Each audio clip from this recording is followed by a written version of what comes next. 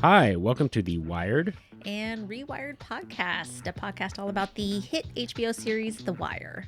I'm Chris, and this is my 1000th time watching The Wire. And this is Ellie. It's my first.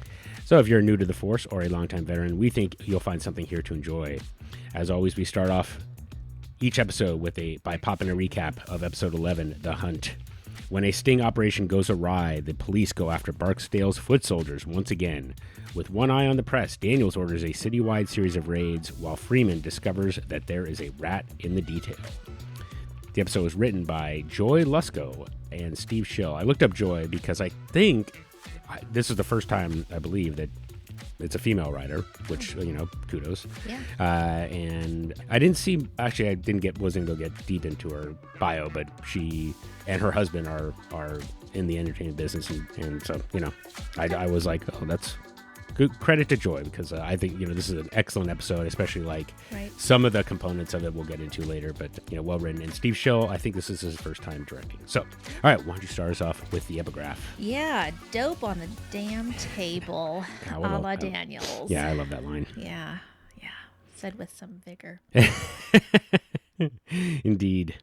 All right, well, what are your initial thoughts on this episode? Kima's alive. She's alive. She's alive. Chris, you let me believe she died. I can't believe you did that. What do you mean? Oh my God, I was so broke up about that. And you just went along. Ellie thinks she's dead. It's okay. We'll just keep going along that. That's how it's got to be, right? I know. I was relieved that she is indeed alive, though barely. And it was just interesting to see sort of this behind the scenes view of everything that happens, the aftermath of a cop being shot and the reckoning. Yeah. Or at least the reckoning they want to happen. Yeah. I think, this was entirely your predictions, like right on the money from last episode, is that you're going to see, basically the police go hard after this guy and all that. So, or after the Barksdales. So, yeah. And so there's an interesting component. I think I'll wait on it a little bit just to talk about what went into behind the Kima's kind of fate, but we will cover a couple of other things before we get into that. So just a reminder, your predictions, as you said, morning hardcore. There was going to be hardcore morning in this episode, which we got. Yeah. And then the other one was Bubbles thought he was going to hit rock bottom, but turns out not so much. So, okay, well, let's, I think as with last episode, this episode is also pretty chronological. There's not really a lot of point in holding doing one or the other. Connected scenes. Yeah. So I think we can just get into the episode and, start getting into the storylines. All right, let's start getting into The Hunt. Okay. We open on the scene of the crime, right? You see it's chaos. It's a melee of things happening. People are upset. We see Rawls and Sydnor really upset. I'm sorry, not Rawls, but Carver. And Sydnor. But Rawls does show up on scene, and, he goes over to Jay. He's like, what do you need? Jay's like, I just need space. There's just too many people. More people come in every minute. And Rawls just yells at everybody, just freeze where they are, and basically says, if you don't have an actual task here, get the hell out of here. So they start looking at the scene. They have found Kima's gun. We, confirm that the gun had fallen back under the seat. She couldn't reach it and protect herself. And, Sydnor and Carver, they're looking really hopeless. We have, Herc coming up and being like, what the fuck? Yeah. And finish out this opening scene with Rawls going over to the street sign and turning it to the right direction, reminding us of how the last time, Kima was trying to give them their location, but all the street signs have been turned around because of, trying to avoid cops knowing where they were. Yep. Yeah, and you see, I think, an interesting backstory to Rawls in this, because he shows up and within seconds he's identifies where the direction of the shooters came from, and so you see him like he has some investigation chops, which I was impressed by.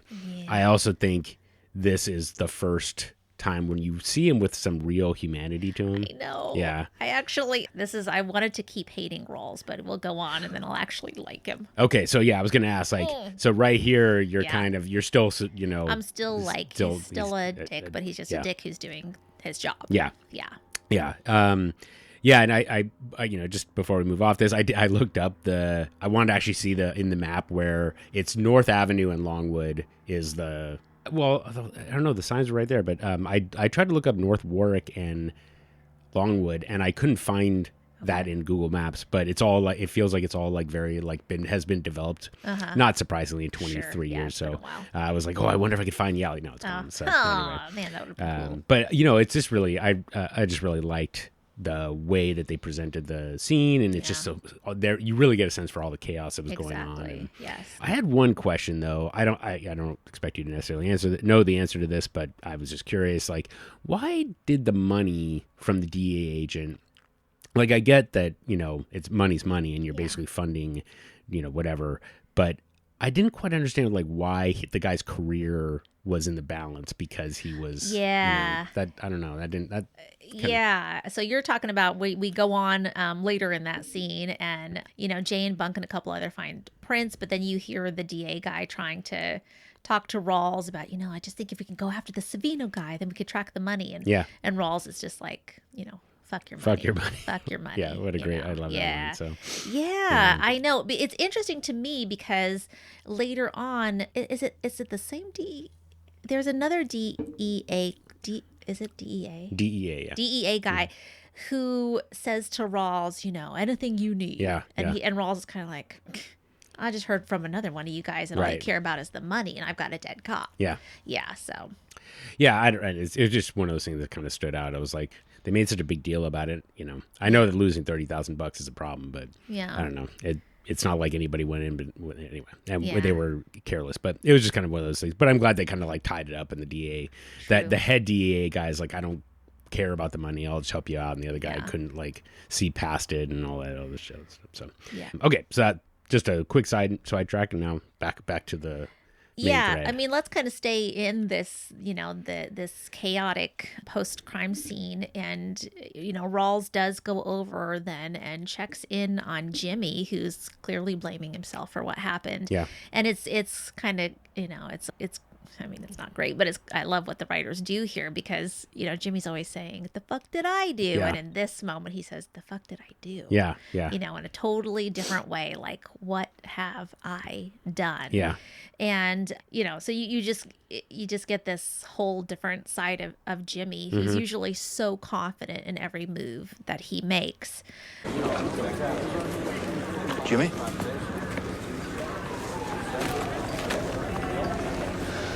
You hurt? No. It's hers.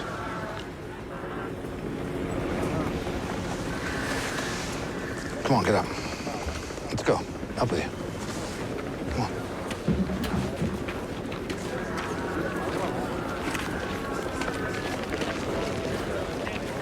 Couldn't talk, couldn't breathe. Nothing. She went into the ambo that way. She, the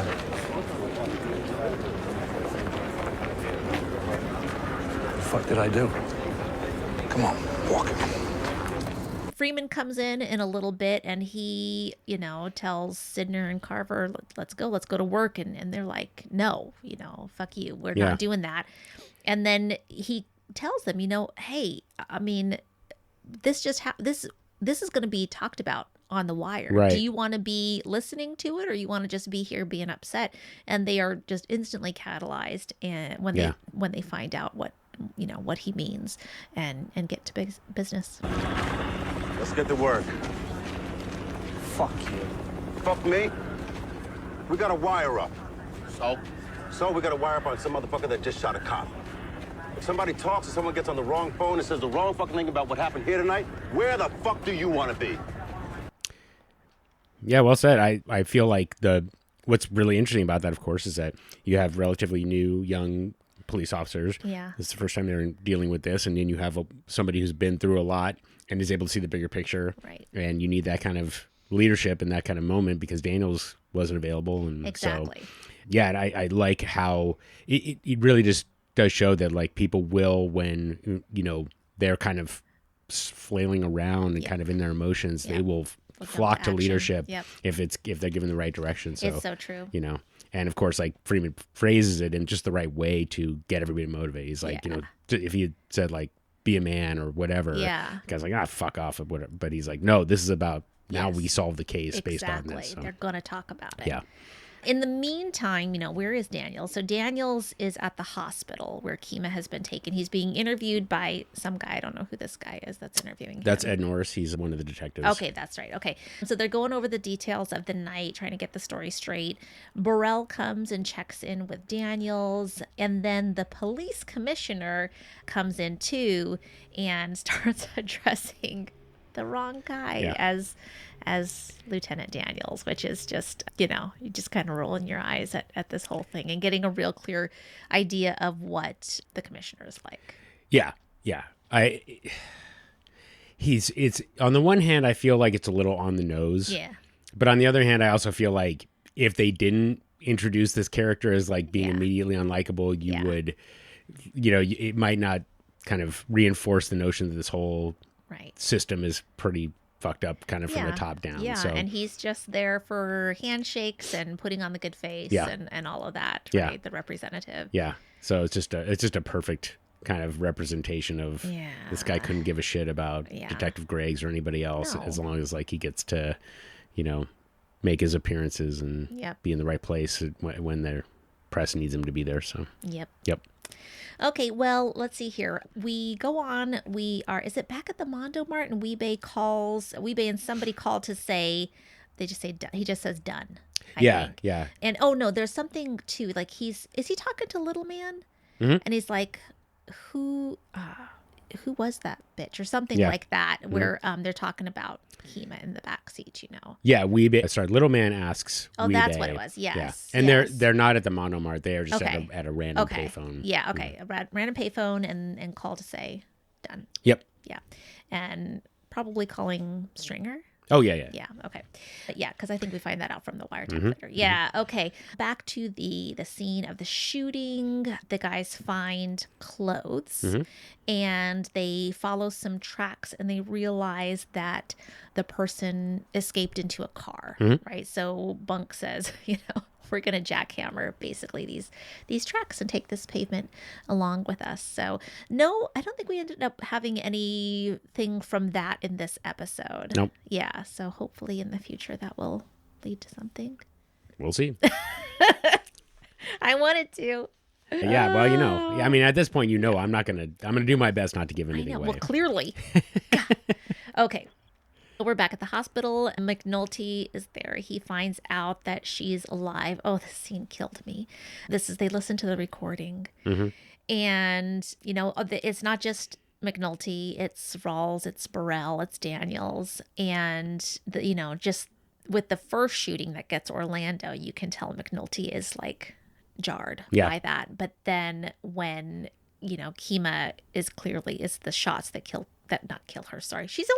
She's alive. That you know are go off at her. That he is suddenly gets completely ill. Right. He goes over to a garbage can. He pukes. He's crying, and this floored me. Did not expect Rawls to, you know, kind of do the right thing, and he goes over there and tells him it's not your fault.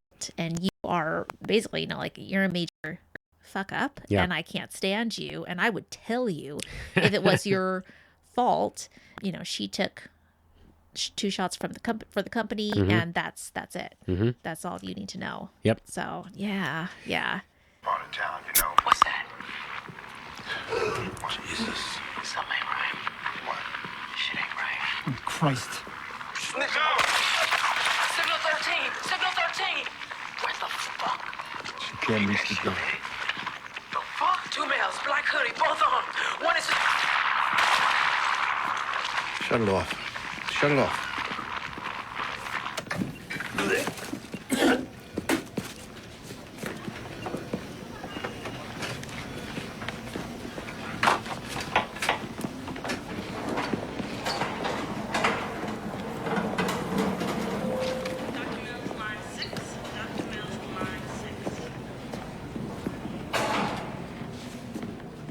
Listen to me, you fuck.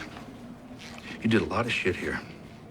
You played a lot of fucking cards, and you made a lot of fucking people do a lot of fucking things they didn't want to do. This is true. We both know this is true. Dr. Ralston, please call cardiology. Dr. Ralston. You and McNulty are a gaping asshole. We both know this.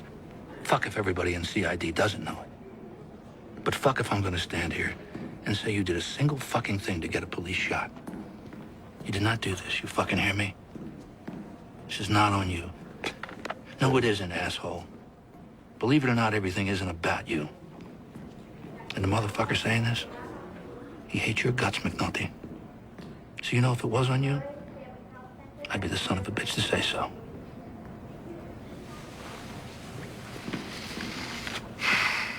Shit went bad. She took 2 for the company. That's the only lesson here. Yeah, it's one of the best monologues that we've seen so far. Yeah. And it is so surprising because it comes from a guy who has not shown one bit of interest in trying to do anything but other than like just be an asshole. Exactly. Almost like that was like his mission in life, is to be an asshole. Yes. And here he is realizing that this cop that works for him is in pain and he's trying to help him. It's in such a great way of just saying, like, I could not give a shit about you. Yeah.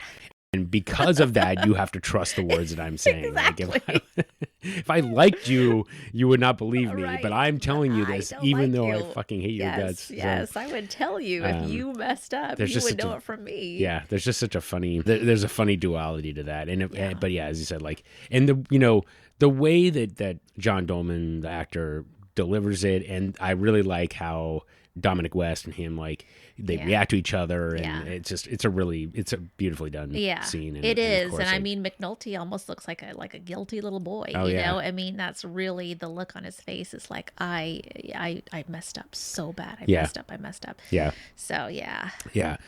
So.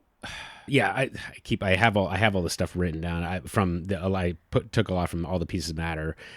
But I'll hold off of it for just a little while longer because I think we'll get into a little bit further this. But this is kind of the beginning where you think like he's going to pull out of it, McNulty. Like this is going to pull McNulty out of his descent. But he's not quite there yet. So Yeah, let's see here. We move on, and the cops are suddenly busting into a house, and we find out it's Savino's house, and they want to know where he is, and the mom does not. Her assumption is it's her older child, not Savino. They say, why Savino? He's my baby. Yeah. And, well, your baby shot a cop. Yeah. Yeah, and she looks pretty distressed by that news. Yeah, it's pretty funny how she's just, it's almost like it kind of reminds you a little bit of Bodhi's grandmother. Yeah. Right? Just like, oh, yeah, you're looking for this guy, right? Yeah, like you're exactly. looking for this son. Must be my older child. But yeah. So that's, and her response to it is really great. But yeah, and the lack of humanity from the police about your baby shot a cop. It's like, exactly. So, yeah. I mean, I feel like they're kind of, trying to scare her into giving it up. Right. So, yeah. But she doesn't know. He's on the lam. Yep. We move into the dungeon. Freeman and Prez are there, and they are listening to the tap, and they hear there's talk about the shooting. And they start to look at the code, and they're inquiring about, like, who's 07. Mm-hmm. And we know that's Weebay. Mm-hmm. We know that's Weebay's code because Omar asked for that code right. before it was for Weebay. Mm-hmm. And we know that Weebay called, they know that whoever this is called Stringer after the shooting. Right. Yeah. Yep. Yeah. So starting to put some pieces together. This makes me happy when I see this happening. Yeah. Like, yeah. Let's get these guys on it. Yeah. Oh, I love this. Then we go to the print shop. Mm-hmm. Yes. Mm-hmm. And Weebay comes in, he starts talking, and Stringer's like, you can't do that. So he starts, running some machinery, whatever, make sure that, they don't get heard. And Weebay tells the story, tells how there was a girl in the back and that little man shot her. And they have found out that she was, Stringer tells him that it was a cop. Yeah. That was a cop.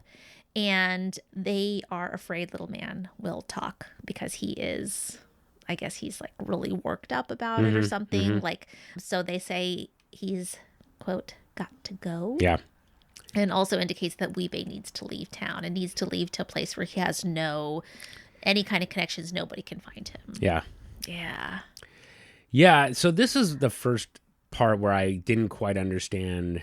It took me actually a long time to understand the reaction here, because you're listening to Weebay talk about it, and how Weebay says there was no time to change course. Like, they already had this plan set up, and there's no time to not shoot Orlando, essentially. Right. And so in my mind, if you're going to shoot Orlando, like, I don't understand why you would leave a witness. Yeah. I don't want to, I don't, yeah, you know. That's true. You know, so it's like, if there's somebody else in the car, what did he say? It's like, she didn't look like she was going to talk. Right. Like, how do you know that? Right. And then on top of that, not only would she talk, she would, you know, she's your worst enemy, right? It's like, so that part, you know, so, and of course, like, well, Weeby doesn't know that until Stringer tells her. So, you know, okay, fine. I didn't quite follow that, but I didn't understand why Stringer was getting so upset. And then I think it's just like, I think they probably were kind of bringing in some backstory about Little Man being essentially somebody who doesn't think through things, and he's like more prone to act emotionally and whatever. And so they just knew that he was immediately a liability, even if, you know, especially now that if it had just been, you know, some random girl from the club, right, who had priors or whatever else, not that anybody deserves to die or anything like that, but like, exactly. but you know, knowing that it's cop, like, he's gonna freak out, and who knows what he's gonna do next. I used to talk. Like I said, it went good, except there was this bitch curled up in the back seat, surprised the shit out of us. Didn't even see her till the shit popped off. I mean, and it was up to me. I let the girl walk. She ain't look like the talking type, but Little Man seen that bogged out, let a couple go. Savino didn't tip you off to that bitch? Wasn't no time for that.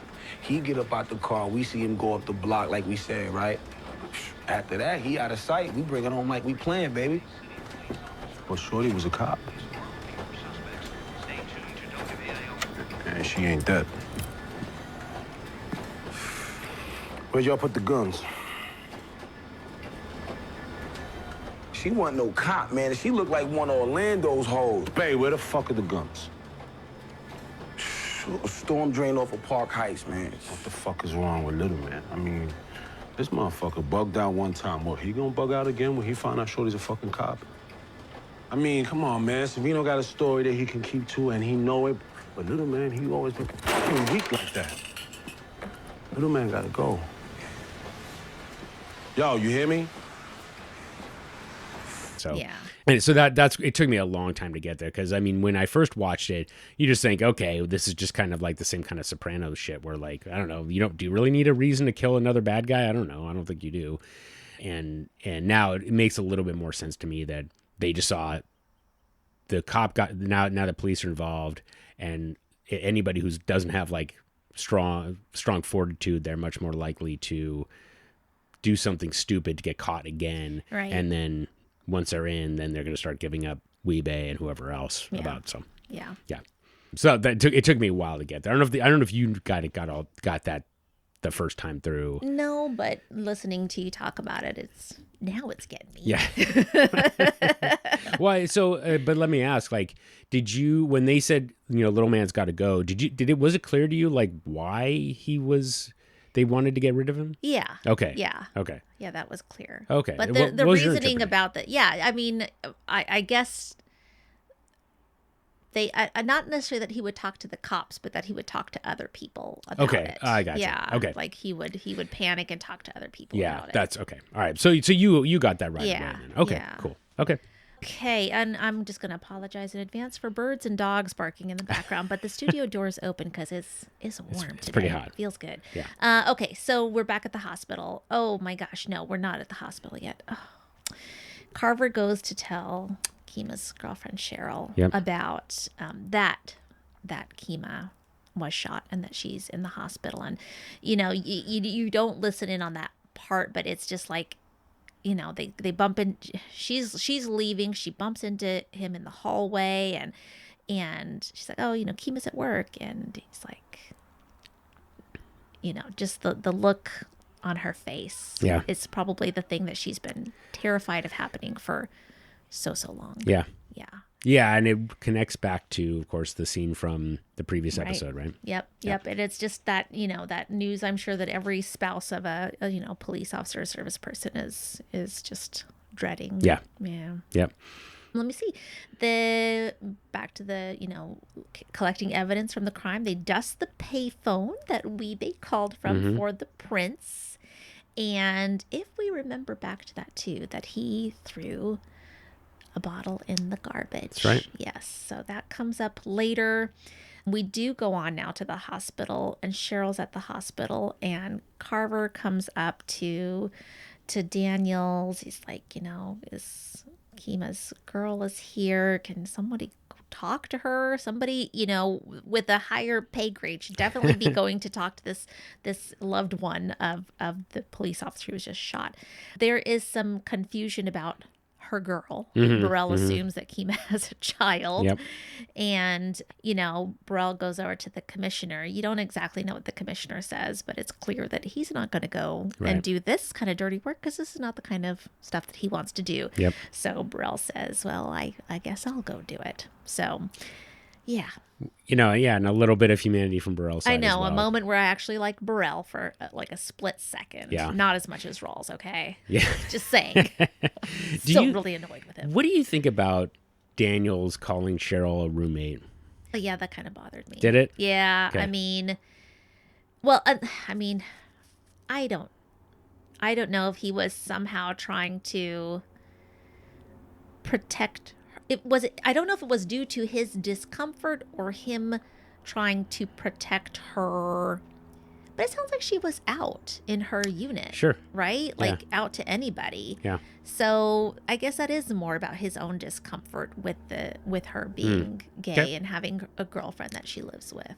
What do you think? My interpretation was more, I might be crediting him without evidence, but I think it was more like, if I call Cheryl Kima's girlfriend, who knows what Burrell's reaction is. Yeah. But by calling her Cheryl her roommate, it becomes more kind of less outside the norm, and therefore, like, Burrell would go over and comfort and provide some comfort. You know what I mean? Yeah, I see, yeah. And if Burrell wants to read between the lines, he kind of leaves it there. Right. But on the other hand, I don't know. Maybe that's by not being, you feel like when you want to, is it worth not being authentic? Yeah. I don't know.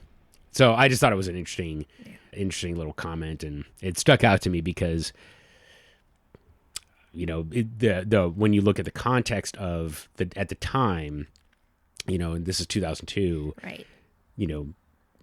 Gay couples on TV weren't particularly common Right. even then. So, you kind of put it in that context as well. Whereas now, you would, if you called a partner a roommate, that would be really pretty offensive. Right. So, like you would think that they are really just a roommate. yeah, exactly.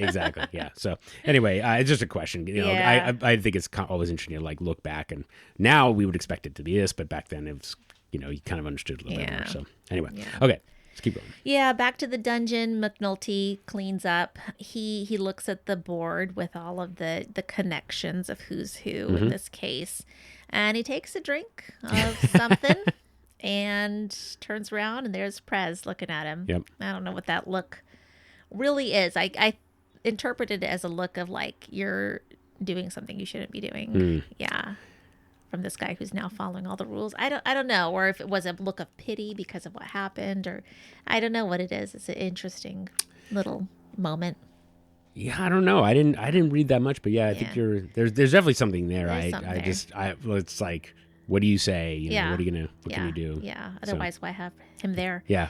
Okay, so at this point, Homicide is dissecting what happened, and they are able to figure out that it's at least two shooters because of the two different guns that they were able to, or I'm sorry, because of the shots that they know one is like a 9mm, and then they find the other one, I believe, 380 in the trunk or something like that. I recall.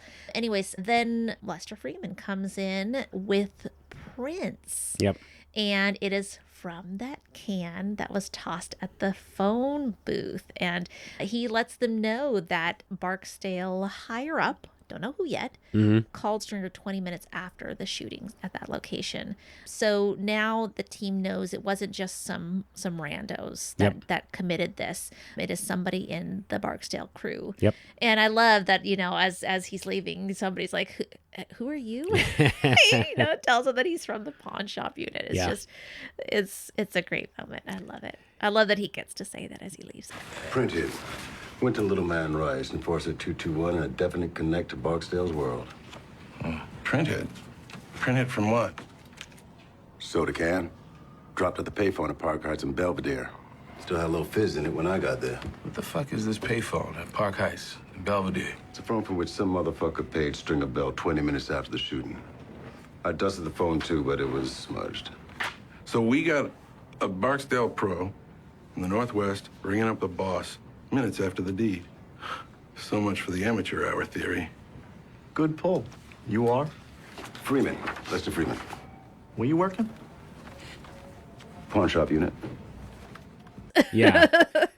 Yeah, and I totally agree. And it's just a great line. And actually, it's one of the more common comments in the Wire subreddit. Like someone will have like a good comment and be like, "Oh, great pull. What unit are you from?"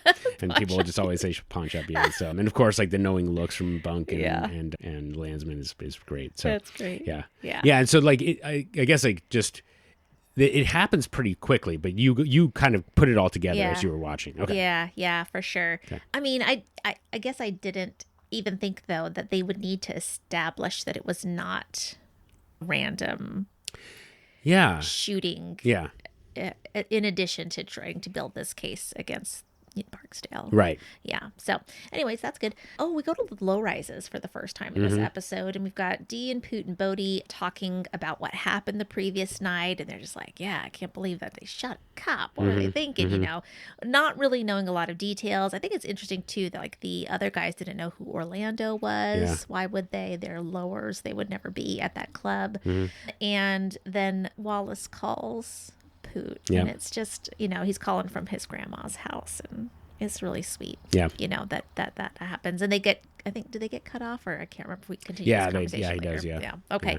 Back at the hospital, I know what happens. No, sorry, Bubs is paging Kima, and he is calling from a payphone, and he gets picked up. Yep. Because of the payphone that he's at, because it's one that they have a tap on, or that's a good. I think that probably he put the number in because of, and they figured out why do they want to. Somebody's trying to call Kima. They must be involved in what happened to her. Okay. Now we go back to the conversation with Poot and Wallace. Sorry, there's a lot of back and forth in this particular episode, and Wallace, he clearly misses what he considers his home. He's not happy at grandma's. It's hot, it's sticky. These crickets crickets are going off all the time. It is loud, and he's at like this podunk payphone in BFE nowhere, on the side of a street.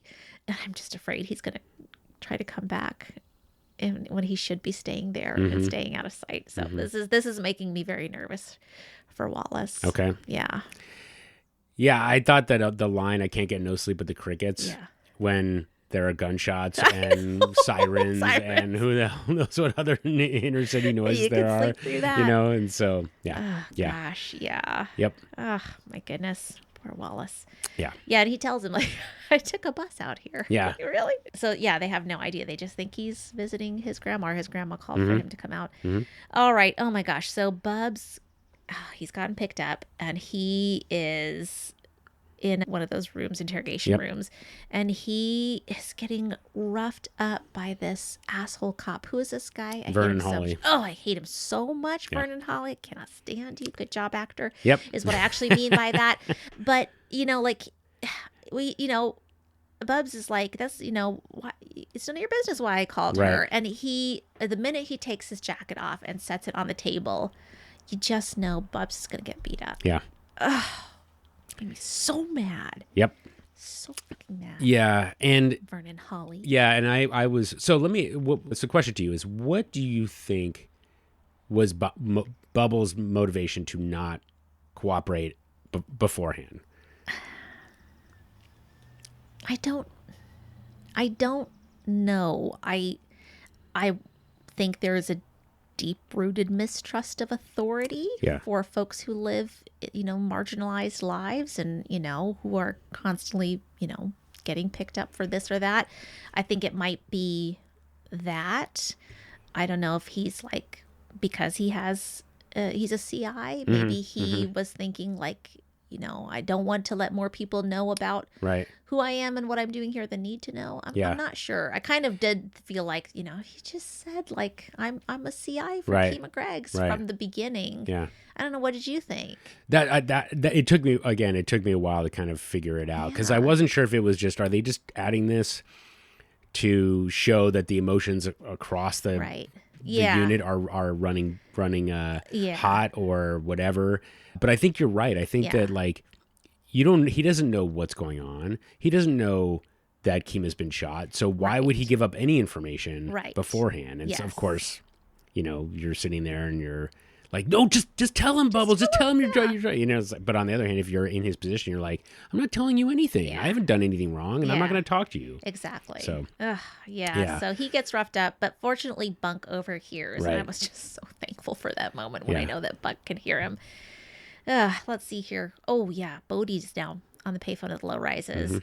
And it's kind of weird. He like, you don't really know. I mean, I did not really know what was going on at first because it's like, he's like looking out, like he's, conscientious of who may be watching him on this phone.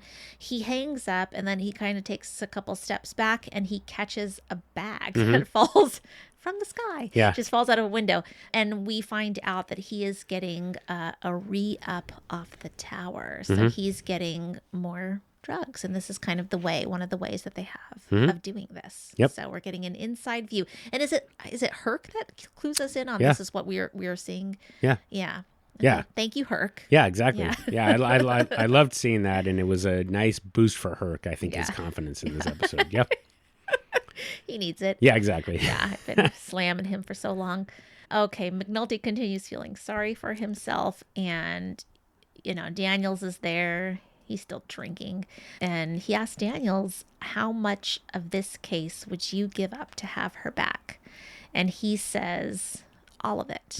And I think it just, as a viewer, you reflect on the whole situation up to this whole idea of Kima and Orlando going to do this and like how it was. Is this something that is necessary? Is this going to move us forward at all in what goes on here? And it does feel like, kind of like it was worthless. Like we wouldn't have gotten much out of this anyways. Why did we take this risk? Put that away. Put that away and work the case. Can I ask you something?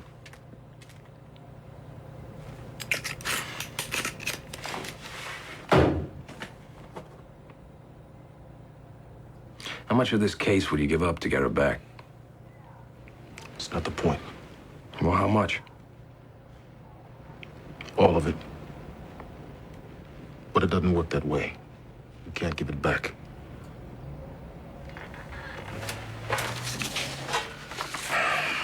I'm sitting here with a hospital progress report that shows no fucking progress. She's not conscious, she's intubated, she's had a trach and a lung collapse. And if she's got a shred of luck, the shot she took to the neck didn't catch any spine. Wasn't worth it. Right. Anyways, Daniels basically finishes up with like a do your job. Yeah. And Homicide then calls and it's Bunk, and Bunk lets him know we've got Bubs. Yep. Yeah, so this is the first stop to talk about McNulty, because he's obviously I'm trying to figure out, is he feeling sorry for himself? He's feeling bad. He's obviously feeling guilty about what he put into motion. Right.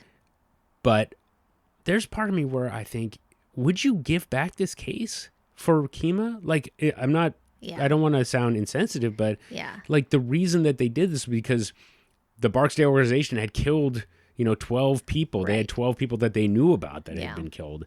And, yes, Kima getting shot is obviously a horrible turn of events, but it's about finding justice for these other people. It's kind of how I look at it. But on the other hand, like, you know, when you're in the the depths of your sadness, this is kind of shows like how far in the depths of the sadness he has gone, right? Where he's like, now I would give anything to get her back. I don't care about all these other murders. He's transitioning to anger at this point. He's going to that next stage. Yeah, exactly. Yeah, exactly. Or is this bargaining? I don't know. Yeah. So, that's a good point. Yeah. Although, but actually, I didn't think about that. But of course, you're right. Like there is a little bit of like he's going back in in circles, because obviously we get some anger later. Oh, so. yes. We do. So yeah, and and I again, like I love Daniels' response, which is he's upset too, but he knows the situation, and it doesn't matter. Like, you can't spend any time wallowing, because you've got to work the case. You've got to try to solve,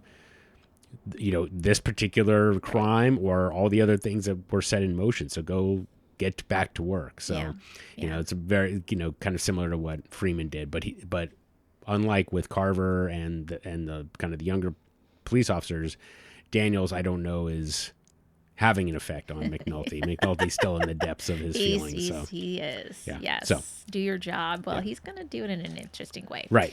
We will find out. Yeah. Orlando's, which will no longer be called Orlando. Right. Exactly. Yeah. Because Orlando is not with us any longer. But inside the place formerly known as Orlando's are Stringer and Barksdale, and basically Stringer saying, it was not worth it.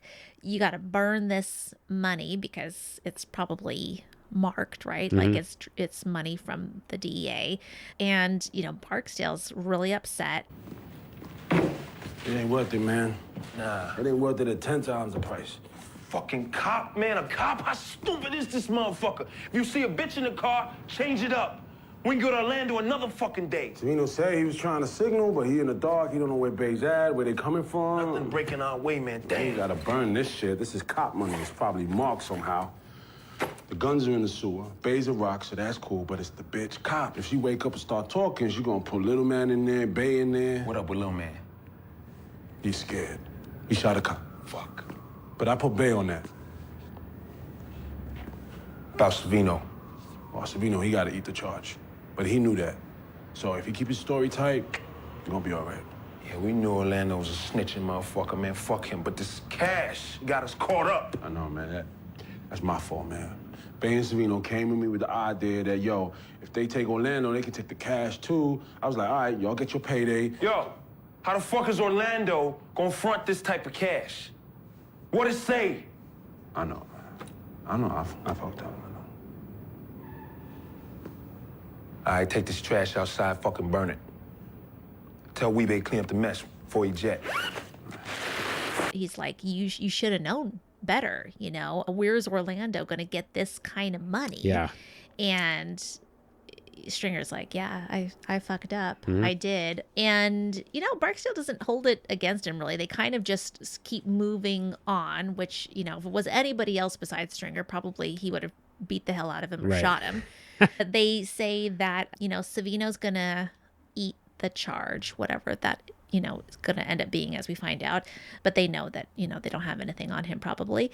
And Weebay is going to have to go into hiding, and little man needs to go. Mm-hmm. So we hear that again. So back at Homicide, McNulty then checks in with Bubs. I mean, before he does, he turns to that Vernon Holly guy, and he's just like, well, shit got out of hand. Yeah. He's like, well, let me fucking get out of hand. Right? Go apologize, Vern. Yeah, Come go on. say you're sorry. Get him a bag of ice. Right? God damn right? it. Just, These people be making me bad. Yeah, I know. I love Bubs. Don't hurt Bubs. Right. He's my guy.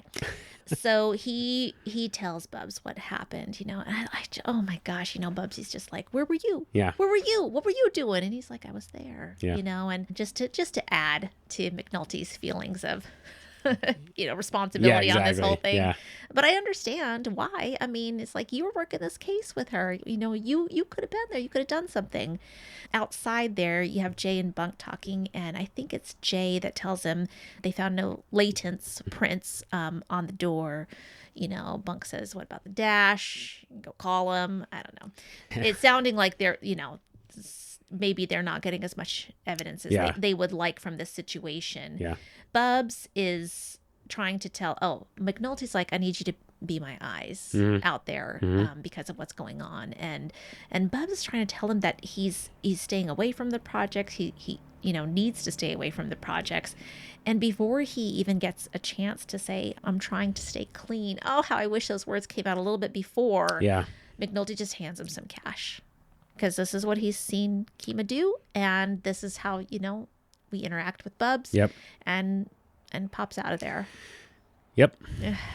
Yeah, I totally agree. And it really does reinforce how what's the word, tenuous the connection is to the clean life an addict has to go through. Is like just anything. Who knows what can knock you off? I know. And then you're back in it. And, I know. I wanted to be like, just go take that money and buy yourself a Big Mac so you don't use it on anything else first. Yeah. And of course, like, and not only does he give him money, but he's sending him back into the pit, essentially. Into the pit, right? yeah, exactly. What he needs to stay as far from as he can. Yeah. It's just so sad. You just know things are going to get, worse for Bubs before they get better. Yep. Oh, God. And then we're with Levy. Yeah. Eating his fucking pistachios. It's so, isn't it just like watching him eat those? I mean, I love pistachios. I eat pistachios every day, but I don't do it like him. He looks like a piece of shit eating his pistachios. Yeah, there's just something so... what is the word? It's not quite disgusting, but he's he's eating so loudly, and and while they're in there talking about a cop who just got shot. Right. That's what it is. It just seems like he can't be bothered. Right. He offers some over to Rhonda. She's like, no, thank you. Which is just hilarious. Can you imagine if she took some? Oh yeah, I want some pistachios. No, I don't want any pistachios. Your hands all over them. Okay, so we have Perlman and McNulty in there, and Levy's saying, I don't know where Savino is, and I can't really help you, and blah, blah, blah. And McNulty strong arms him into it. Where are we with Savino? Still MIA. Oh, enough of this bullshit. Well, if he calls me for anything, I'll tell him to turn himself in. You know I'm going to do that. Not good enough. Excuse me? We need him now. No, thanks. Perhaps as an officer of the court, you could endeavor Ronnie's to... being polite. She's a member of your twisted little tribe, so she's putting it into your twisted little language. Me, I wouldn't wipe my ass with a Baltimore lawyer. No offense. None taken. I mean, I'm willing to let you little rat fuckers suborn perjury and blow smoke up a judge's ass and jury tamper your balls off without losing the slightest bit of my sunny disposition. And fuck me if I don't let you structure your cash in a briefcase fees either. That's between you and the IRS, and neither one of you is anybody's friend, right? I think what Jimmy is trying to say is what Jimmy is saying is if you want me to keep my nose close to your shit, then you're gonna have to throw me a little something when I need it. And right now, I need Savino Bratton in bracelets. I don't know where he is. Well, you repped him the last 4 felonies. I'm guessing you can get word to him if you want to.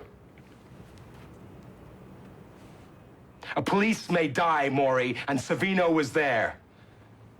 He comes in this afternoon. He takes the drug charge at least. Or what?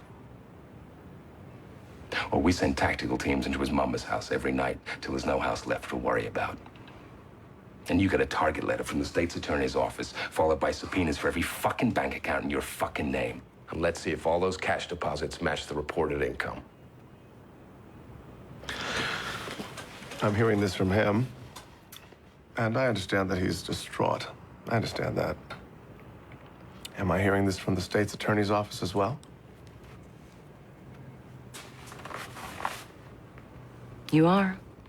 He kind of goes into this little monologue here, a very angry monologue, and basically tells him that if you don't make this happen, I'm going to be watching you like a hawk. So you better watch yourself because I'm going to make your life a living hell. Yeah.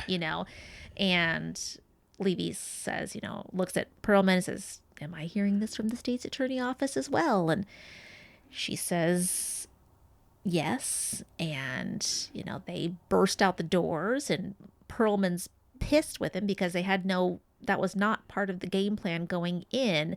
She's feeling used, and he has another little diatribe he goes on about how, you know, if you guys cared more about what's, you know, getting these guys and taking care of them rather than your positions, we wouldn't, you know, we'd be in so much better of a place. And she says, I think she says something like, you know, who won't you use to, or something like that. You'll use anybody. Mm-hmm. I mean, she's not wrong, but he's not wrong either. Yeah, that's right. The way that McNulty tears into Levy is one of my favorite moments. Great. I mean, you clearly see Levy is thrown off, and he's like, "No, please don't look at my bank account." Yeah, he's lost all his power in this moment. Yeah. And so that part is great, and just he just doesn't have any time for any of it. In fact, the clip I cut for this is it goes from McNulty in the station saying enough of this bullshit, and then they immediately switch over to Lee's office, and I just love that because he's like, all right, enough's enough. I'm tired of this. He clearly goes on and says, I'm not going to take this bullshit. And it just shows that there is this kind of dance going on, and you're constantly trying to, you have to kind of play by the rules of the game, at least for the most part. And Rhonda is kind of bound by this as well, because even though if she were willing to throw it all away for a case, right, it doesn't it's not necessarily in anybody's best interest, right? Because if she does like just kamikaze herself just to get this guy indicted, then she's never able to do anything again. It's like, is that the best thing, or is it better for her to stay in the office and so on and so forth? And so, but of course, like McNulty doesn't have any of that compunction. He's just, I don't care. I'm gonna burn it all down just to do the job that I think needs to be done. Yep. And I know, and so it's I think he's still kind of in the mindset that the job if you do your job, you'll be okay. Yeah. And that's not how it goes. And of course, like Rhonda understands that. Right. And she doesn't care, it's clear that McNulty doesn't care about anybody other than himself. Yeah. And that's why she says that. So yeah, it's a very interesting, McNulty at this point is just like, he's just plowing through everybody. Yeah, exactly. To try to find even somebody who's helped him so much and that he has an intimate relationship with. Plus know? That. Yep. Yeah. So I think if you don't mind, I'm going to take a bit of a side track here, because we'll talk a little bit more about Kima. But what's interesting is that David Simon did talk about, they had actually planned for Kima to be killed in this. And so we'll come back to that in a little bit about how they changed things. But what he mentioned is that Carolyn Strauss, who's the president of HBO, advocated for Kima to stay in the show. And again, I'll talk a little bit more at the end of this episode. But what David Simon said is, he says, I'm quoting here, "Man, Carolyn really wants Kima to go on," and he's talking to Ed Burns. "What does that do to the show? We trotted it out a little bit and said, you know what? Okay, it doesn't allow McNulty's darkness to go as deep that he got her killed rather than wounded. It closes some doors to us dramatically and opens others." Oh. And so I wanted to mention that here because this is kind of the last real scene we see with McNulty being, kind of the focal point of this. And you can see like he is, if you kind of picture it, that this is him like descending into the depths. Yeah. It would have been very interesting to see where it would have gone. Yeah. But you can see like this is as deep as he's getting. And now it's, and now we'll see where he ends up going from here. Okay. But yeah, this to me is like, okay, he just is like flailing around. He is thrashing and just tearing apart anybody that is trying to get in his way, and including Rhonda. So I just thought that was an interesting point. And so you can see kind of that's how they wrote it, is like, this is him like responding. And now, we move on from here. So what was the reasoning for not killing Kima? They just liked her character? They thought there was more that could go on with that story? Or essentially. Okay. So Sonia Sohn, who plays Kima, talks a lot about kind of in this part of the book. She talks a lot about kind of transparency and and the fact that the writers didn't tell her, or the creator David Simon did not tell her that her character was going to die. Okay. At the beginning. Okay.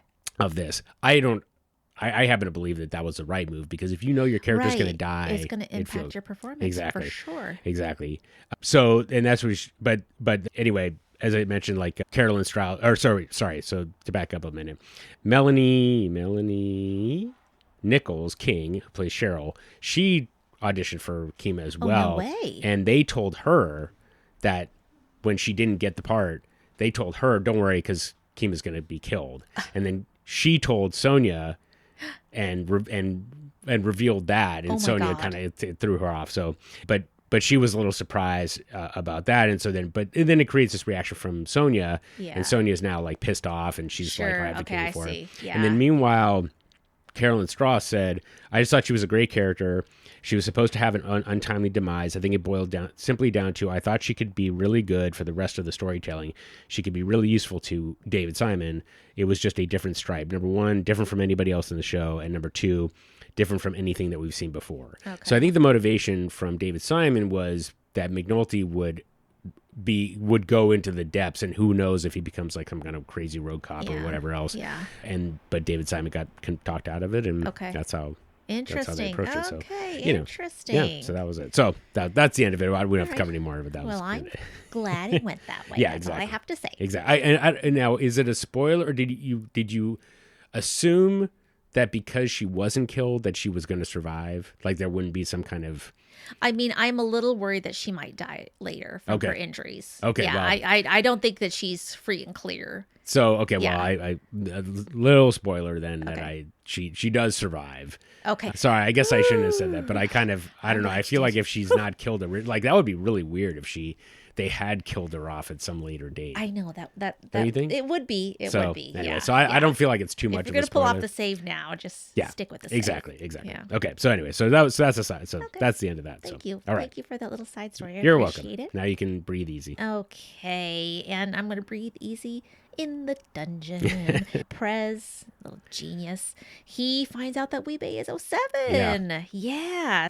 So I've been searching the logs for pager hits that used an 07 code, right? Mm-hmm. It comes up now and then on D'Angelo's pager. Stringer's too, but less often. Most of the time, there's nothing to place the guy. But check it. And this is on Stringer's page. It comes back to the payphone in the emergency room at Maryland General Hospital. Let me guess. The date of this page is the same day that Stinkum got killed. And Weebay got shot in the leg. That was the talk on the wire, anyway. Go to Maryland General and pull the ER records for that morning. You're gonna find Weebay in the pile. 07 is Weebay. It's gotta be. And we have Weebay and Little Man at the payphone at Park Heights 20 minutes after the ambush, throwing a page to Stringer. So basically pieces this together from the pages from Stinkum's murder and when Weebay was shot and was in Maryland General. Yep. Yeah, so really good detective great. work. He is he is coming up in this world. You go, Prez. I'm feeling better and better about you by the minute. You're still an asshole. Still blinded asshole. a 14-year-old, but still an asshole. But the redemption is, is coming. Yep. It's building a good case, I would say. Okay, so oh my gosh, yeah. So we've got Burrell and Daniels and Rawls and what is that other guy's Forrester. name? Forrester. Mm-hmm. Forrester. Oh God, such a little pandering dipshit. Okay, the commissioner wants them to save face, basically, right? We need raids. We need to find the dope. We need to have our TV moment to show that we're not gonna take this and we're still strong. And Forster's just like, yeah, we do. Yeah. He feels very toady-ish at this moment. And this is where we have the epigraph come up, that Burrell says we need to put the dope on the table. And, later Daniels says, the dope on the damn table. Yeah. And, Forster's like, yeah, that's what we got to do. And, that's who we are. And Daniels ends with, who the hell are we? Yeah. Yeah. Well, the case is progressing. We're starting to glean some possible shooters from the wiretap. I asked for the controlled buy. I put one of our people in harm's way. So right now, I want to make sure that we are doing everything. We are, sir. We're on it. Good. The commissioner wants raids citywide. Every door we can take, any addresses we can write on, anything connected to a narcotics case. CID, tactical, the DEUs, and tomorrow, on the 6 o'clock news, We put a lot of fucking dope on the table. A lot of it. Dope on the table. We need to let them know who we are. We can't for 1 minute let them think that this will stand. The commissioner wants to send a message, Lieutenant. You make sure you and your people do everything possible to see that it is heard.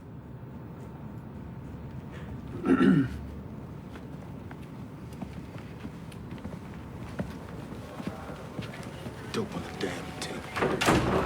Hey, it's like the man said. We're letting them know who we are. Yeah? And who the hell are we?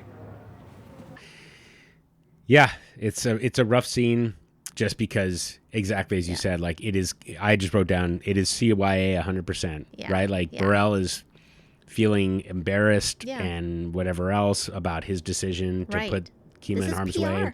And exactly, it has nothing to do with the case, and it's entirely about making us all feel, and McNulty says as much, it's about us all feeling better about Kima catching a bullet. And and you sit there and you think, Daniels is on the right side, and yet he is entirely no amount of logic is going to make a difference. And so he just says dope on the damn table. And exactly. He doesn't even his boss doesn't have his back in the situation. So it's it's a shame. It's a shame. We are not surprised, but it's a shame. Right. And and it's I think there's an interesting comparison, I guess, in that it's Burrell and this being political, and I think even though he did show that little bit of humanity with Cheryl at the hospital, then he's completely back to being a political animal. Yep, exactly. And compared that with Rawls, who's like, he doesn't even admit that this is a stupid idea, but he has to do it. You know what I mean? It's like, no, we got to do this. Yeah. It's even if he had said, the commissioner is a fucking idiot, and we know that this is dumb, and we know this is a bad idea. We got to do it anyway, because otherwise it's a mess for everybody, and blah, blah, blah.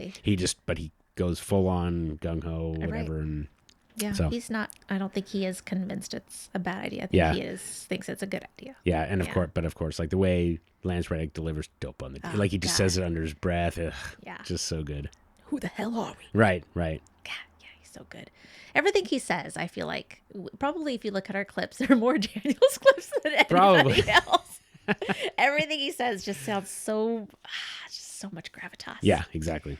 Oh, we're in Levy's office. We're in their conference room, and they make clear this is a meeting with Savino. He's stirred up Savino, and this is for the purposes of a proffer. And a bag is then passed to Jay. I have to say too, I love Jay so much in this. Jay Landsman. Interesting. In this is the first time I've really seen him be a detective and be passionate. And you see he's good.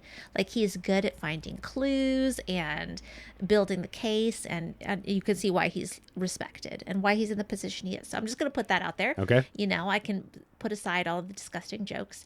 But they pass a bag to him, and he takes out these, big bags of white powder. It is baking soda. Where's the money? They ask.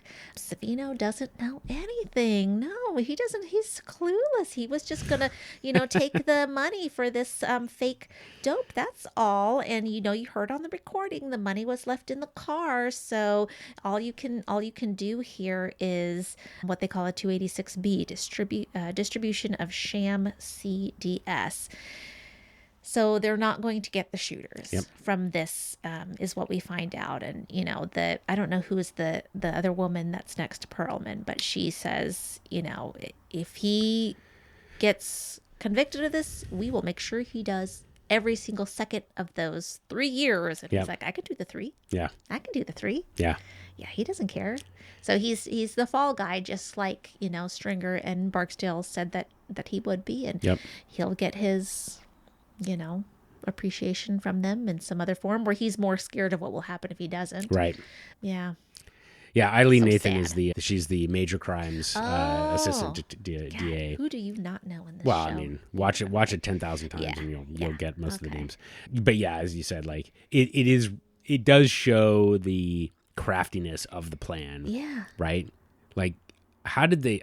I'm kind of amazed because part of part of me is like, did they talk to Levy about how to commit this crime without getting Seriously. caught? Because the way, of course, he leaves the dope in the car, Yes. and then Yes. they, somebody else comes and gets the money, and of course, like they let out, like this doesn't. We know that this is all a lie, but what can you do? Like you can't prove anything. So, and of course, 3 years. I mean, we saw Marvin Browning from episode 4. He's like, well, I'll do 5 years. Yeah, Fine, if that's what it exactly, takes. Like 5 years. I don't know. I could do that. Yeah, it's like 3 years in jail. If you've done 1 year, I imagine doing 3 probably isn't that bad. When you're so young, though, it's just kind of crazy. I don't know how old he is, but let's say he's 18 and he gets out and he can't even drink yet. He's 21. Like, it's just, I don't know. But I guess that's, the alternative is either so much better or so much worse. I don't know. Yeah. Yeah, it's a good question. It would be very interesting to know the experience that David Simon and Ed Burns had in terms of like talking to people. Like, do they not? Is it just like part of the equation, and they just assume they're going to go to jail at some point, and 3 years isn't too bad as long as it's what's it going to do? Like affect their job prospects? Right. Exactly. Yeah. And so for them, and Savino like is we know that he's conspired in a murder. Yeah. And he's only doing 3 years. That's a gift for him, right? So anyway. Okay, we're back at the low rises, and Bubs is back at the low rises, and you see Poots on the phone, and he's watching Bubs walk by with kind of a curious look on his face, or just a suspicious look on his face. We don't know why, but for some reason he's noticing Bubs, and now I'm nervous even more for Bubs. Then he gets re-upped the same way we saw before. Inside the low rises, Dee and Bodhi are talking about the cop that got shot, and they mention that little man didn't show up for work. Okay, interesting. And then somebody comes up and says, hey, Dee, you need to go see Stringer. So, Bodhi kind of says, oh, you're coming up. But, I think Dee knows he's nervous. Yep. He's nervous about this situation. We are back in the dungeon, update on Kima's status, and they are planning the raids. Herc also shares about the re-ups and how they are occurring. So Herc's moment to shine. Yep. Yeah, it's great too how he plays that role about, you could just tell he's kind of like puffing up his chest a little bit and feeling really good about this. So, which is great. I mean, good for him. It's good. I mean, I still think he's kind of a Neanderthal. Yep. All right, back at Orlando's, the formerly known as Orlando's. Stringer tells Dee that he's going to go with Bay. You could go with Bay, and no word about where or why. Right. And you could see I love the way they build this up. Dee, at this moment, Dee's just kind of hesitant and wanting to know more. Okay, we're going to leave that right there. Back in the dungeon, you see the guys are all on these super old typewriters. Yeah. Amazing. But in the background, you see Daniel's in his office, and there's someone in, I don't know who's in there. I couldn't tell. It's a little too far away. Did you recognize who's in there? It's Major Reed from IAD. Right. Yeah. Okay. And he yells at Daniels, yells and storms out. And he knows that they had information about the stash houses that they didn't share or something like that. The main stash house. The main stash house. And how does he know that? They're like, there's got to be a mole, because he knew about this, and then he knew about Day-Day, the senator's aide. The main stash. He knows we're on it. He knows we held it back. The deputy. We grab a senator's bag man in the projects, he knows that. State police come in here with a cooperator, he knows that too. It's like fucking clockwork. He's got a rat. Here, in the detail.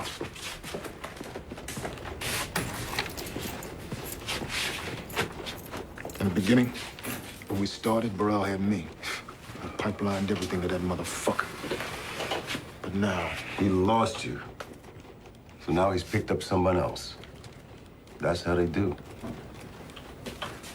So Daniels told Burrell about Day-Day. Oh, that's right. Yes. But Reed and Burrell knew about Orlando. Yes. And so yeah, that was the second reveal. Okay. Or sorry, the first reveal of the mole. Yeah. And then this one. So is it Sandy? Oh, you're gonna find out. Okay. But I'm not gonna. You're not gonna tell me. Okay, this is my prediction. Is I think it's him. Okay. But I mean, I know that because I know Rawls told him that he needed to be his inside guy, but then I don't know if that would have filtered beyond Rawls. So, okay, just keeping that in my pocket. Okay. Oh my gosh. McNulty then tracks down Phelan and says, I need to get you on my side. They're going to do these raids. We're going to lose all of this, valuable work and intel that we've had up to this point. I need you to put the brakes. You need to talk to Burrell and basically put him back in his place like you have before. And Phelan won't do it.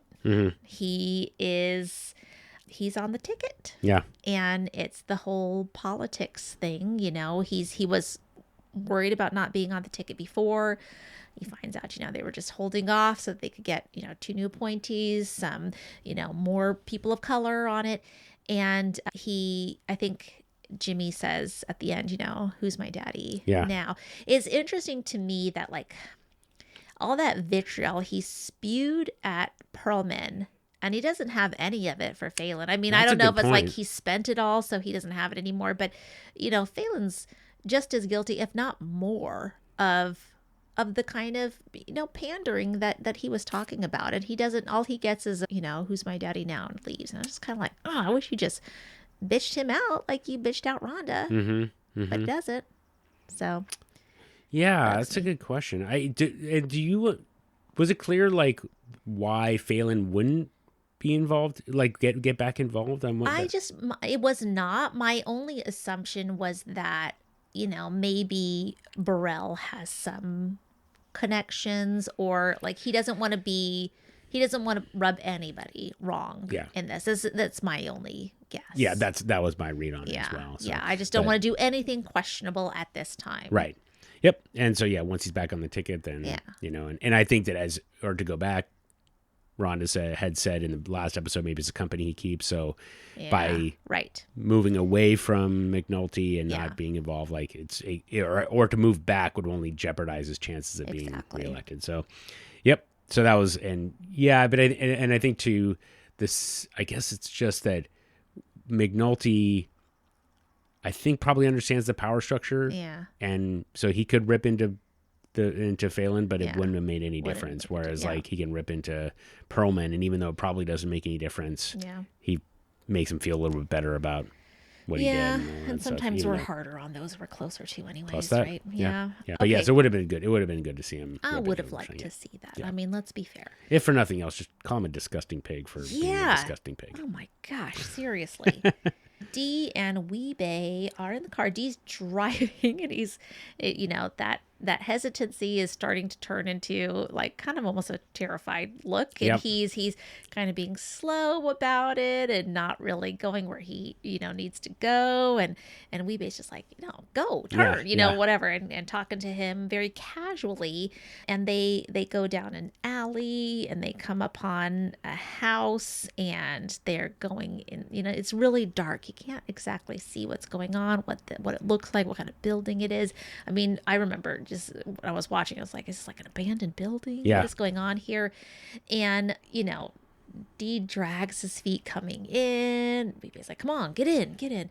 And he's terrified that he's going to get killed. Yep. And it's kind of crazy to me because he hasn't even done anything. Right. And he's terrified that he might have done something and need to be killed for it. Yeah. Right?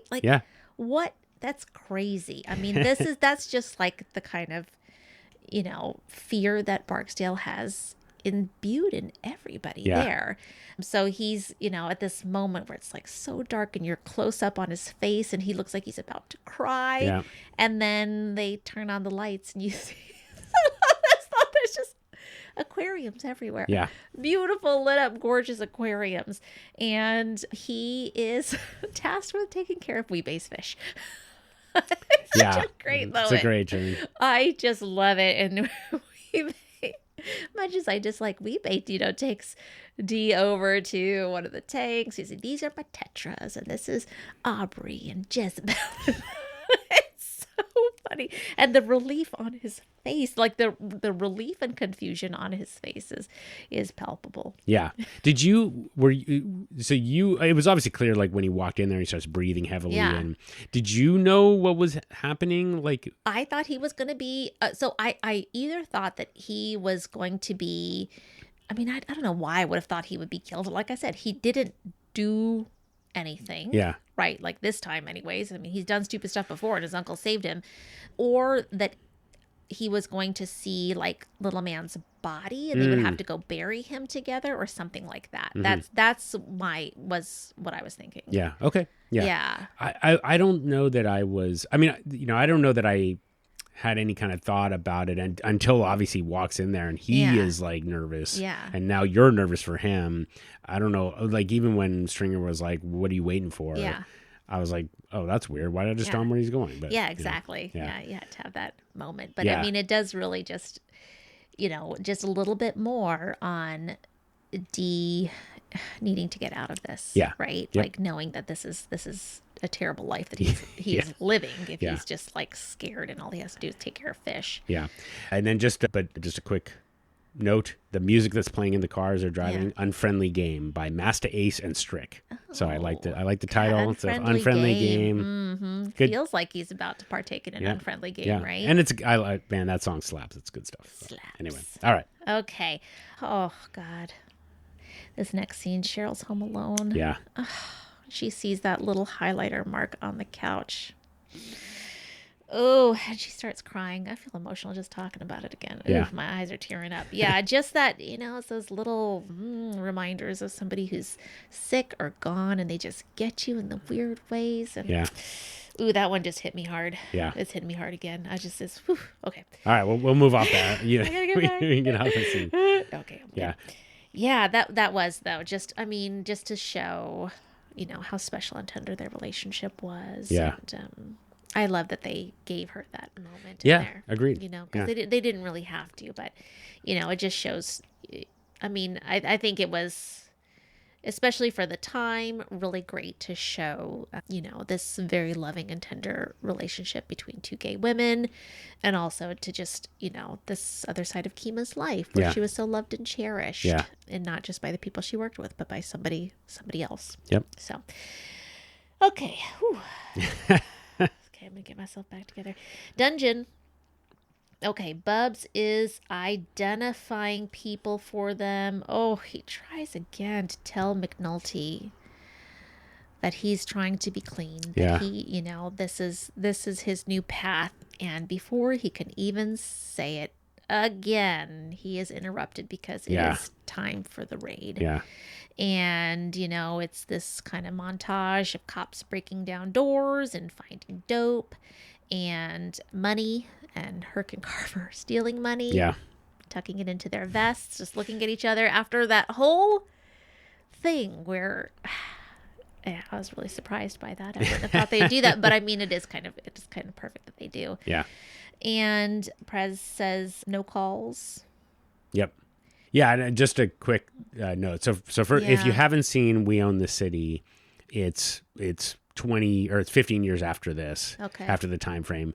But that was pretty much what this other cop did. Wayne Jenkins did. Okay. He would come across a pile of cash and when he would bust in the doors of somebody, and he would take part of it. Okay. Right. And then he would say, oh no, they had 50,000 in the safe. And it's like, well, it was actually 150,000, but he took 100. And like, what are they going to do? Right. Right. They're going to argue, no, I had $150,000. And no. And so like you have this pile of money under the mattress and you just take two piles, two stacks. Who's going to know? Right. Like who's going to argue that? Exactly. Yeah. So anyway, and there's no wire to cover it. Yes, So, exactly. Yep. Yeah. Yeah. So it's just amazing how like, love this system. then they had enough restraint to only take one stack each. I wonder how much. It was probably about $30,000 that they each got, I would think. So. Oh my gosh. Yeah. That's crazy. Yeah. I mean, yeah. Well, spend it wisely. Make sure nobody knows what you just came into a bunch of money. Right. Okay. So yeah, and then Poot. We find out Poot's going to send Wallace some money to come home. Yeah. Forgot about that till I just read that. And dang it, Wallace, you idiot. Just stay where you are. Stay out in the sticks with your grandma. And we finish up with Kima in the hospital room. Yeah. I did want to mention one little detail that I liked was that what's Prez doing is he's listening to the wiretaps and nothing happening is he's reading a book. He's not doing word search puzzles. He's actually reading a book. I don't know what book it was, but I love that little detail. So, yeah. But yeah, and then, and you finish with Kima on the respirator. So basically.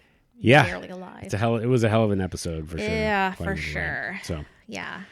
Okay, so just to go through a couple of categories. So you picked up that the callback Stinkum and Weebay from episode 7, I want to say. Yeah. About, so that part, I love the way that they laid that out. They put all those pieces together from, how Prez figured it out and, you had to go back and all that. It is really just really like that. So, okay. So then we have our killer cameos. So Katana Lizette Hall is Savino's mother. Okay. And I liked her, but I got to give it to Dick Stillwell, who plays Commissioner Fraser. Okay. Because, God, I hate that guy's guts. Yeah, seriously. I mean, he's just an asshole. He is an a-hole. He is, yeah. I mean, you just know. Does it really well. Doesn't give a shit. Mm-hmm. And unfortunately, he actually, people who worked on The Wire, he died in a car crash shortly after this. God, what so this was actually his last role. I don't know what to say. Yeah. And so then we have our Mr. Nuggets life lessons. Yes. So I actually struggled with this because there's kind of a lot of stuff going on here, but I was like, see a bitch in the car, change up? Is that? Yeah. My God. Is that the? I think yes. Okay. I think yes. And how would you broaden that? I mean, if the situation is not what you expect it to be, don't necessarily follow through with your original plan. Yeah. That doesn't mean that the original plan is the way to go. Sometimes you have to change it up. Okay. Reassess for sure. Yeah. Yes. Okay. Don't be inflexible. I think that's well. Good. I'm glad means. I'm glad that landed with you because I was Yeah. I just thought that was funny. But yeah, runners up. I like the leadership of some of the guys when in their emotions. But okay, well we'll go with that then. See a beat in the car, change up. So, yeah. Okay. So let's talk about how well the episode held up for you. I mean, I'm thinking probably it holds up pretty well. We still have there is the technology disconnect between the times, but I think when you're looking at the underlying themes, however, that still holds up. Yeah. Yeah. Yeah, I definitely feel like we are still, even 20 years on, when a police officer or multiple police officers are killed or shot in the line of duty, the public rallies around them. Yes. And as way more so than just regular citizens, which is and I think that people, they expect some kind of display of, well, what are you doing for us? You're letting this happen. So I think, if anything, we're probably even more reactionary when it comes to stuff like that and wanting to see some kind of outcome. Yeah. Yeah. Yeah, I agree. Yeah, so I think it definitely holds up pretty well. And so let's talk about predictions. What do you think is going to happen next? All right. So I'm going to tell you what I'm afraid is going to happen. Okay. Next. I think Wallace is going to come back. I'm really afraid they're going to find out that he informed and something bad's going to happen to Wallace. I think Bubs is going to have either a major temptation or he's going to take the temptation. Okay. So I think that's going to happen. So we got McNulty, we got Barksdale, and Stringer. Yeah, I'm not sure because I know that there's still, so Savino's taken the fall for the fake drugs, right? I am curious to see how they try to build the case for finding the shooters. Oh, maybe they'll find Little Man's body. Ooh, that could be. We still have some evidence that has to come in, right? Like the tire marks. We heard mention of maybe prints on the dash. So there's still some evidence that can be collected. I'm really hoping that there's going to be a stronger connection between. So let me ask you this: is it Savino, Weebay, and Little Man were all there? Okay, so it was all three of them. Yep. But two were the shooters, and Savino was just the guy that was doing the interaction stuff. Yes, exactly. Okay. Yeah. Savino got them to the right location. Yeah. And then. Yeah. Yep. Yeah. So I mean, Weebay's on the fly. He's gone now, right? But I think maybe we'll find Little Man's body, and they're going to be able to connect prints or something to know that he is one of the shooters. Okay. And they will know from his previous work that he's connected to the Barksdale organization. Okay. That's what I'm saying. Okay. Okay. Well, we will find out. Okay. About that. So, and we will be back next week with episode 12. Now, the title of episode 12 is Cleaning Up. Cleaning So, Up. Ooh. You know. All right. Read into that what you will. I'm going to read some. I mean, how many do we have left, Chris? Two in the season. Oh, my God. Yeah. We're so close. Yeah. Okay. Well, we will check in on all those predictions next week. But until then, thank you, Ellie. A great episode as always. Thank you, Chris. It was awesome. All right. See you all next week. Okay. Bye-bye. Bye. The Wired and Rewired podcast is Ellie Peterson and me, Chris Aronchek. Our theme song is Nice Vibes by Neon Beach. Want to holler at us? You can email us at wiredandrewired@gmail.com or hit us on the burner at 240-488-0060 to leave us a voicemail. We're Wired and Rewired on all the socials. And of course, if you like the show, please give us a rating and review on iTunes, Spotify, or wherever you get your podcasts. It helps other Wire fans discover the show. And until next time. See? There ain't no problems. Just beautiful as hell, D.